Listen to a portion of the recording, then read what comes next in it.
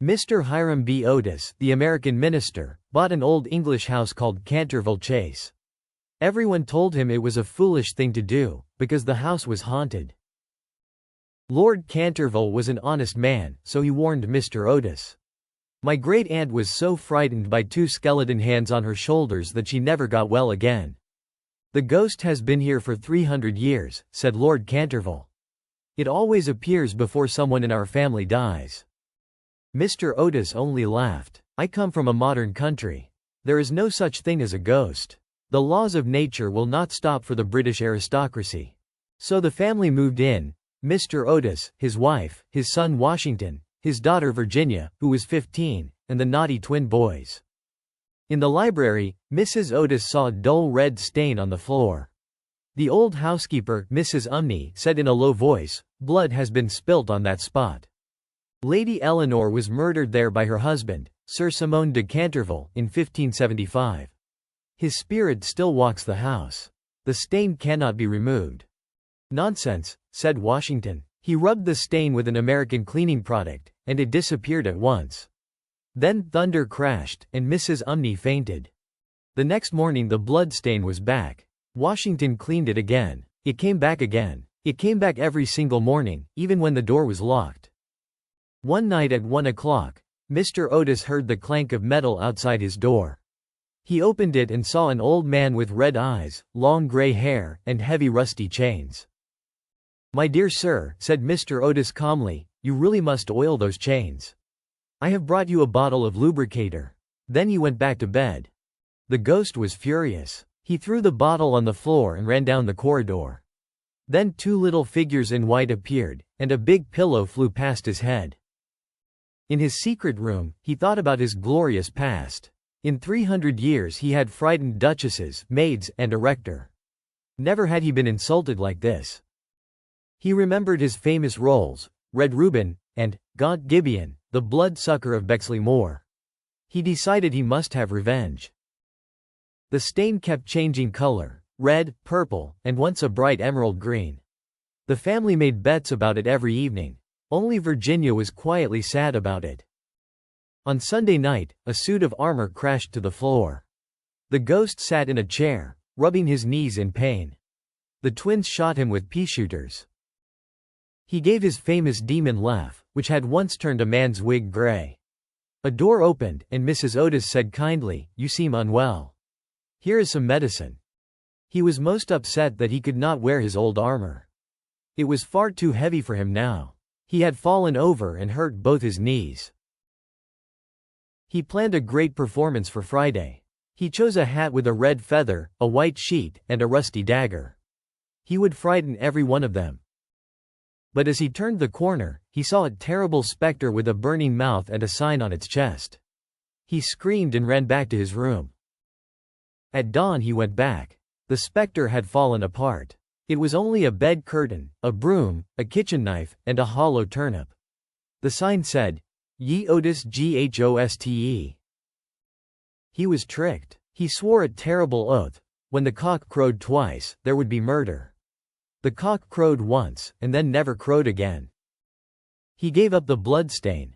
If the Otis family did not want it, they did not deserve it. But he still had duties. Walking the corridor once a week. Now he even used the American lubricator on his chains. He felt humiliated, but it worked. Still, the twins put strings across the corridor and made a butter slide. He tried once more as Reckless Rupert, the headless Earl. When he opened the twins' door, a heavy jug of water fell on his head. He caught a bad cold. His last defeat came in September. Two figures jumped out and shouted, "Boo," in his ear. He escaped through the stove and reached his room covered in soot. After that, he was not seen at night again. The family thought the ghost had gone away. But he was still there, old, tired, and very unhappy. One autumn day, Virginia passed the tapestry chamber and saw the ghost sitting by the window. He looked so sad and so worn out that she felt pity for him. "You have been very wicked," she said. "Mrs. Umney told us you killed your wife." "Well, yes," he answered, "but that was a family matter. It is wrong to kill anyone. My wife could not cook, and she never starched my collars. And her brothers starved me to death, though I did kill her. She also scolded him for stealing her paints to repaint the blood stain. You took all my reds. Who ever heard of emerald green blood? Then his voice changed. I am so lonely and unhappy. I want to sleep, and I cannot. I have not slept for 300 years, and I am so tired. Virginia knelt beside him. Poor ghost. Have you no place to sleep? Far beyond the pine woods there is a little garden, where the nightingale sings all night. You mean the garden of death, she whispered.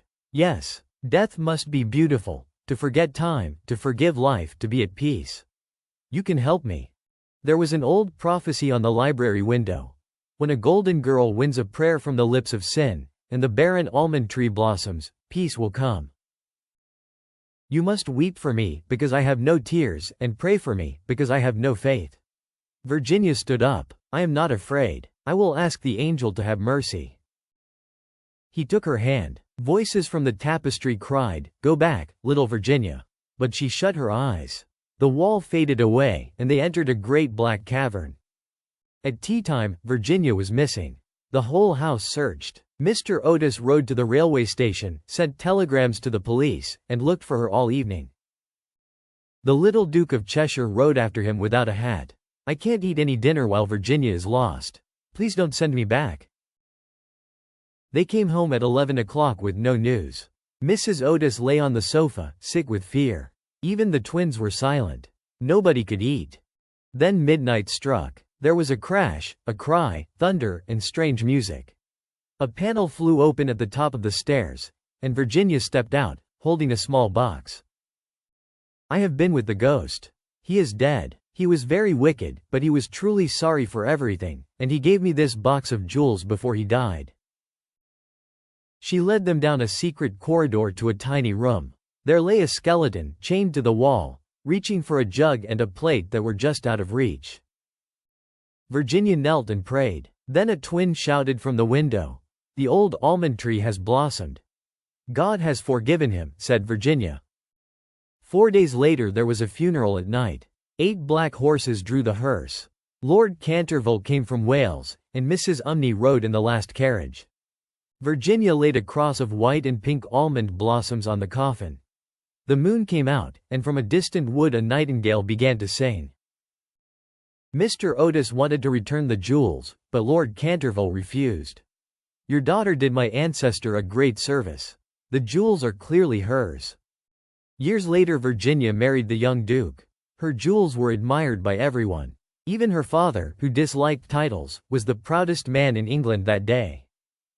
You have never told me what happened with the ghost, said her husband. I cannot tell you, but I owe him a great deal. He showed me what life and death mean. And why love is stronger than both. You can keep your secret, as long as I have your heart. You have always had that, Cecil.